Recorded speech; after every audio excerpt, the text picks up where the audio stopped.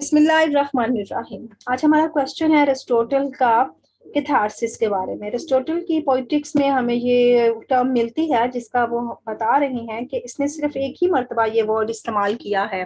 ठीक है, इसके डिफरेंट आपको बताएंगे कि जनाब ट्रेजेडी का मकसद क्या था, पिटी एंड फेयर को उभारना, और इसका काम क्या है कि ऑडियंस की परगेशन करवाना, ऑडियंस की जो है सोल की प्यूरिफिकेशन करवाना। ट्रेजेडी की टर्म जो है ना एक मरतबा बस इस्तेमाल हुई है पोइटिक्स के अंदर एरिस्टोटल के जरिए, उसके चौथे चैप्टर में। 26 चैप्टर है ना इसके पोइटिक्स के, तो चौथे चैप्टर में इसने इसको इस्तेमाल किया है।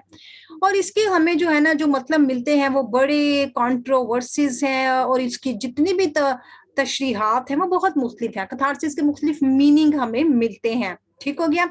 आगे देखते हैं कुछ डिफरेंट रेजेस जो होते हैं ना, facts does not define to explain this term. जितने भी फैक्ट्स हकाइक हमारे सामने आए हैं अरिस्टोटल की तरफ से भी हमें कोई मुकम्मल तफसीलात नहीं मिली है। शायद उसने बताया है, अरिस्टोटल ने शायद बता दिया होगा अपनी दूसरी बुक्स में, अपनी पोइटिक्स में बता दिया होगा जो कि गुम हो चुकी है, या उसने इसको अपने किसी और में बताया होगा। लेकिन क्रिटिक्स जो है ना, जब वो दूसरी किताबें पढ़ते हैं, जैसे रिटोरिक, जैसे ये है पॉलिटिक्स, जैसे एथिक्स, इसकी दूसरी बुक्स हैं, इनको जब क्रिटिक्स रीड करते हैं तो उसी लाइट के अंदर वो अरिस्टोटल के ये मीनिंग्स निकालते हैं कि अदर काम्स, जो दूसरे काम अरिस्टोटल ने किए हैं, उनके जरिए हम इसका कैथारसिस का मतलब देखते हैं। ठीक हो गया।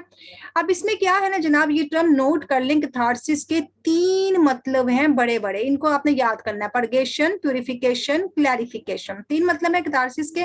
और क्रिटिक्स जो है ना इसकी तशरीह देते हैं अरिस्टोटल के पॉइंट्स ऑफ व्यू में, और इसकी लाइट में जो इसने हमें दूसरे काम दिए। इवन पॉलिटिक्स में सिर्फ उसने एक ही मर्तबा इस्तेमाल किया है ये वर्ड। ओके, अब इसके 3 मीनिंग्स बन गए, प्यूरिफिकेशन, परगेशन और क्लैरिफिकेशन। ये तीनों आपने याद करने हैं। ये तीनों की बेशक डायग्राम बना लें, आपको समझ आ जाएगी। अगर डायग्राम बनाए तो भी चल जाएगा। आगे आ जाए जनाब। आगे वो कहती है ना, only one things have been agreed upon by critics. Critics ने सिर्फ एक ही चीज पर अपना जैसे कहते हैं ना इजहार ख्याल की हामी भरी है कि ट्रेजेडी क्या करती है, pity and fear, pity and fear, pity and fear. इसको निकाल के बाहर रखें, इसको निकालती है, इसको अरोज करती है। और उसके जो मुख्तलिफ राय है ना, हाउ टू अरोजल, कि किस तरह हम अरोज करें अपने इमोशंस को, और कैसे lead to a tragic pleasure, कैसे हमें ट्रेजिक प्लेजर की तरफ लेके जाया जा सकता है अरिस्टोटल की पॉइंट ऑफ व्यू से। टर्म कैथारसिस को अरिस्टोटल ने ऐसे डिफाइन किया। ये वही डेफिनेशन है, बहुत इंपॉर्टेंट डेफिनेशन है, मैं आपको हर दफा कहती हूँ इसे याद कर लें। Tragedy is an imitation of an action that is serious, complete, of a certain magnitude in language, embellished with each kind of artistic ornaments. याद रखिएगा, एम्बोलिश और ऑर्नामेंट इसके वो जेवरात हैं, इसकी वो खूबियां हैं, इसकी वो खूबसूरतियां हैं। मैग्नीट्यूड उसकी लेंथ है, सीरियस होना उसका संजीदा होना, ये उसका काम है। ट्रेजेडी का काम क्या है कि वो नकल करती है एक सीरियस एक्शन की जो कि मुकम्मल है, उसकी एक खास लंबाई है, और लैंग्वेज बड़ी खूबसूरत है, बड़ी महाराना तरीके के साथ लैंग्वेज सजाई गई। ये पूरी याद करनी है आपने, कोई भी सवाल आएगा अपने लिखनी है। इसके सिवरल काइंड्स है, क्योंकि कोई भी अगर वो आपसे टर्म पूछ लेते हैं ना, तो ये टर्म आपको ट्रेजेडी की ये डेफिनेशन बतानी ही पड़ेगी। इसमें मुख्तलिफ होती है जनाब, और इसे सेपरेट कर देती हैं पार्ट्स को एक दूसरे से अलग। अब ये जो एक दूसरे से अलग पार्ट हो रही है ना, ये अब प्लॉट की बात कर रहा है कि वो एक काइंड होती है, एक बीइंग सेवरल होते हैं, जैसे बिगनिंग, मिडल एंड एंड हो जाता है प्लॉट का, ये सारे हो जाते हैं। फिर एक्शन हो जाते हैं उसके अंदर, और ये नरेट की जाती है, इसमें एक्शन की शक्ल बनाई जाती है, यानी परफॉर्मेंस की जाती है। इसको नरेट नहीं किया जाता, नॉट नरेटिव, इसको नरेट नहीं किया जाता। इसके अंदर पीटी एंड फेयर हो जाती है, और फिर पीटी एंड फेयर क्या प्रॉपर क्या इफेक्टिंग देते हैं हमें कैथारसिस। देखिए कैथारसिस के साथ भी है, कैथारसिस सी के साथ भी है, और वो उससे क्या होता है, परगेशन होती है हमारे इमोशंस की, हमारे जो फासद मादे होते हैं वो खारिज हो जाते हैं। हम देखते हैं कि जनाब ये जो टर्म है ना, लिंक कर रही है कॉन्सेप्ट पिटी और फियर के साथ। बस कैथारसिस और पिटी और फियर को अंडरलाइन करें। पिटी एंड फियर के साथ अंडरलाइन कर लिया जनाब आपने, इसको पता चलता है कि ये जरूरत बता रही है आपको समझने की, इसको समझने की जरूरत है कि पहले पिटी को समझे, फिर फियर को समझे, और फिर इनका कॉन्टेक्ट कर दें ट्रेजेडी के साथ। पहले आप मतलब समझे फियर का क्या है, पिटी का क्या है, फिर आपको ट्रेजेडी के अंदर इसका नजरिया समझ आ जाएगा। चलें जनाब, पिटी एंड फियर की तरफ चलते हैं। दोनों का ताल्लुक एक दूसरे के साथ बहुत ज्यादा है। एरिस्टोटल की थ्योरी कैथारसिस के मुताबिक दोनों आपस में इंटरलिंक्ड है। अब यहाँ पर देखते हैं तो इनकी डिफरेंट टाइप हो सकती हैं। फियर की, फियर को देख लें।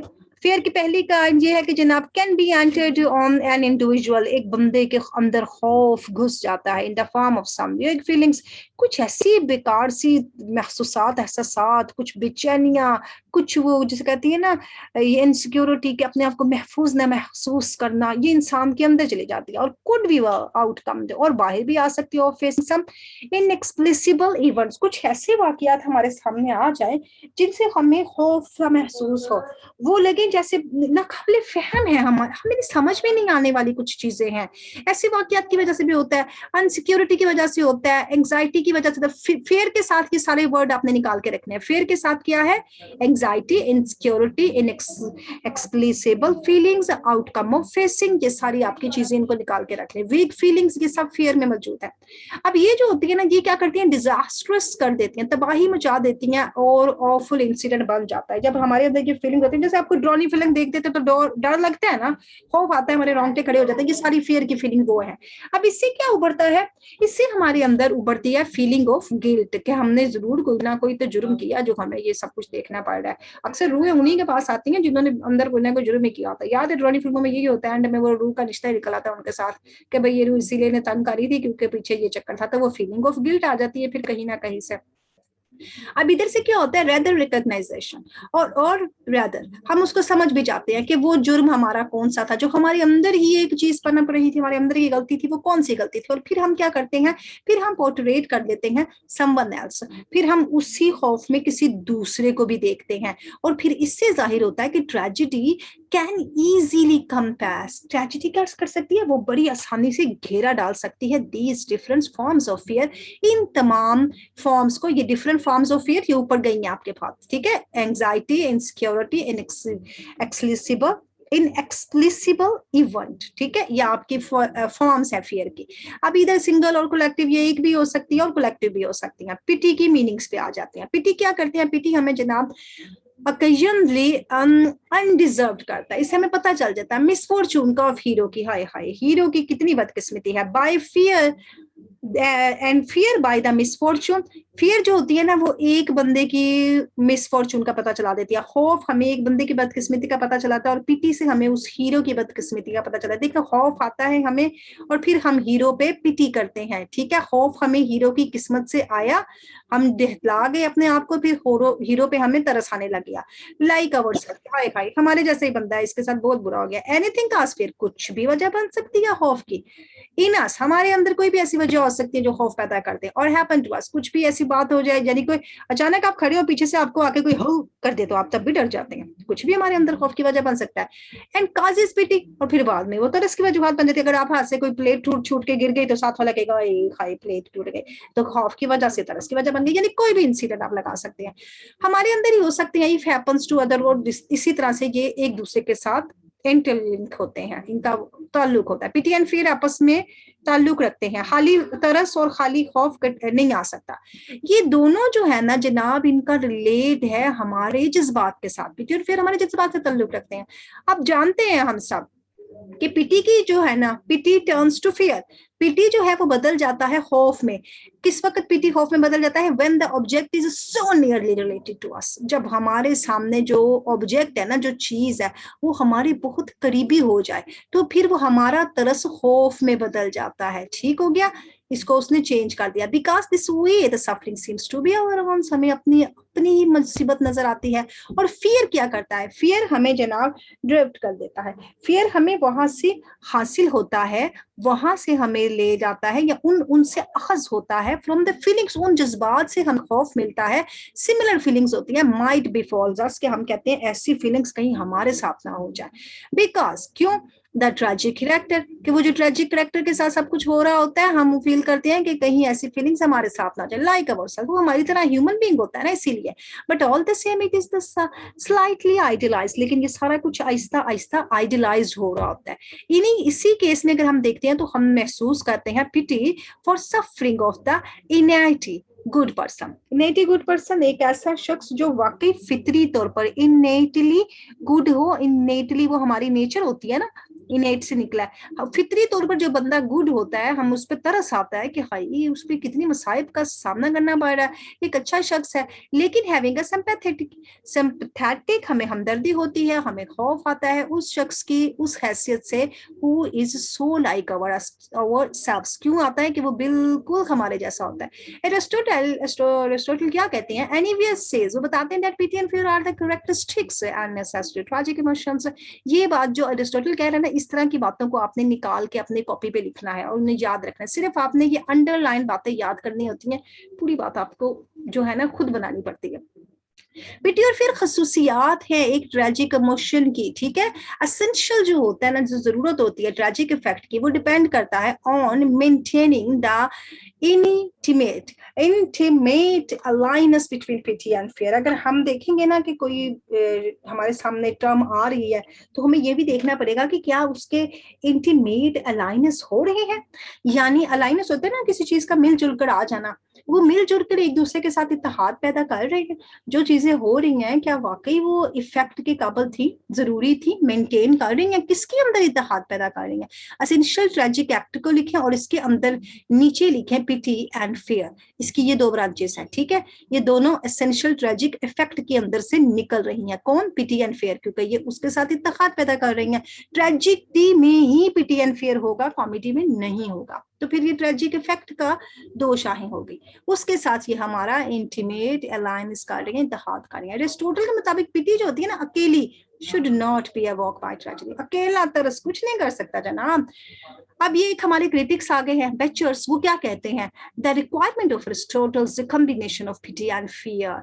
उसने कहा कि एरिस्टोटल मांगता है, वो कहता है जरूरत है, मुझे कॉम्बिनेशन इन दोनों का चाहिए, मुझे अकेला तरस परस कोई नहीं चाहिए, मुझे दोनों का कॉम्बिनेशन मिला के दें। ये किसने कहा? ये हमारे एक क्रिटिक्स ने कहा। एक क्रिटिक्स का नाम निकाल ले और इसकी ये बात निकाल ले आगे। फिर ये वो मजीद अपने मुशाहिदात हमें पेश कर रहा है कि कह रहा है जनाब ट्रेजिक इफेक्ट जो होते हैं ना, इज इम्पर्सनल, वो जात से बालातर होते हैं, इम्पर्सनल होते हैं इन द आर्टिस्टिक सेंस। अगर कहता है मैं आर्टिस्टिक सेंस में देखूं, यहाँ पर ये थ्योरी टी एस एलियट की नहीं दे रहा कि आप इम्पर्सनैलिटी करके देखें अपनी शायरी के अंदर, तो कहता है वो ट्रेजिक जो फियर होते हैं ना, वो इम्पर्सनल होते हैं, वो हमारे अंदर जो तो नहीं होते, वो तो सामने वाले के साथ हमें आ रहे हैं। इन रीडिंग, अगर हम रीड कर रहे होते हैं, देख रहे होते हैं, किसी भी ट्रेजिडी को पढ़ रहे होते हैं या कोई ट्रेजिडी स्टेज पे देख रहे होते हैं, one does not really fear, तो एक शख्स तो वाकई फील नहीं करता। ये सारी थ्योरी है इस बचर की।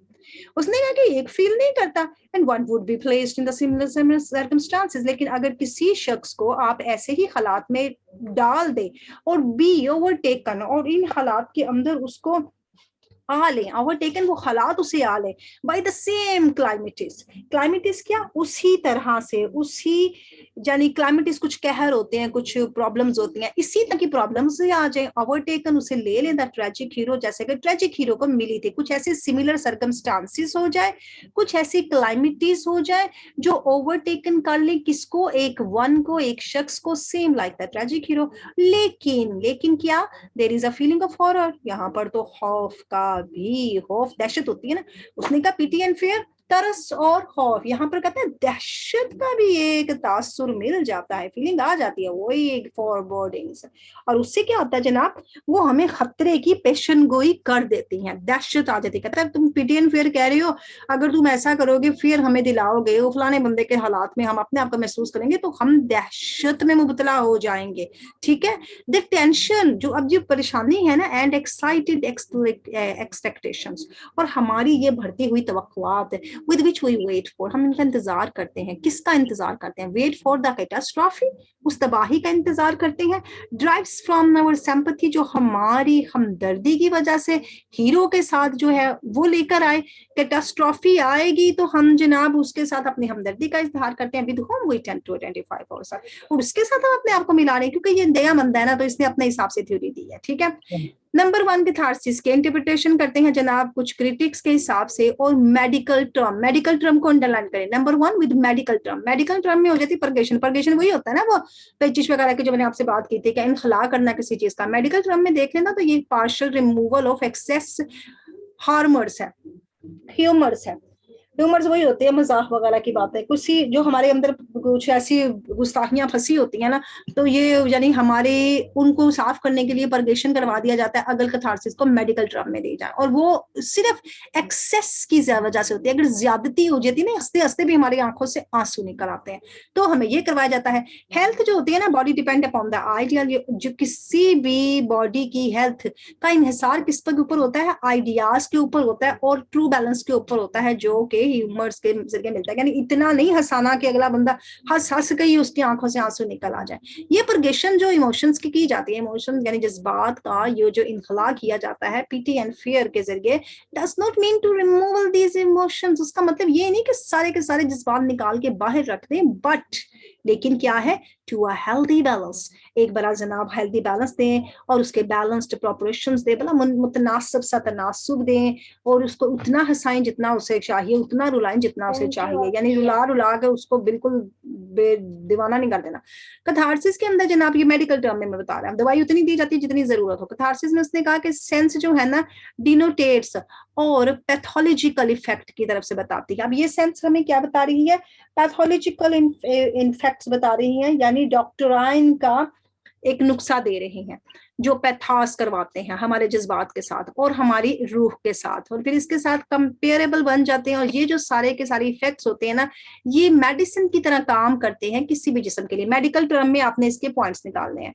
दो मेथड्स उसने बता दिए जनाब, जिनकी हमायत की गई है इसको तफसील बताने के लिए और द थ्योरी परगेशन को देने के लिए। पहला था लाइक क्यूर्स लाइक, एक जनाब आपके जैसा होगा तो ही आपको, आप किसी जैसे कहते हैं ना खोते घोड़े पे तो तरस नहीं खाएंगे ना, लाइक्स क्यूर्स टू लाइक, अपने जैसे के ही वजह से आपको वहां पर आएगा। अनलाइक क्यूर्स द लाइक, अब कोई ऐसा हो जो आपके जैसा ना हो, यानी बाजू का ये होता है इंसान होगा वो, लिविंग बीइंग होगा वो, ये भी हो सकता है वो मेल ना हो, वो फीमेल ना हो, वो फीमेल हो, वो मेल ना हो, यानी आपके जैसा जेंडर की वजह से चेंज हो, तो दोनों जनाब आपके उसके मुस्तहिक हैं, आपकी हमायत के मुस्तहिक हैं।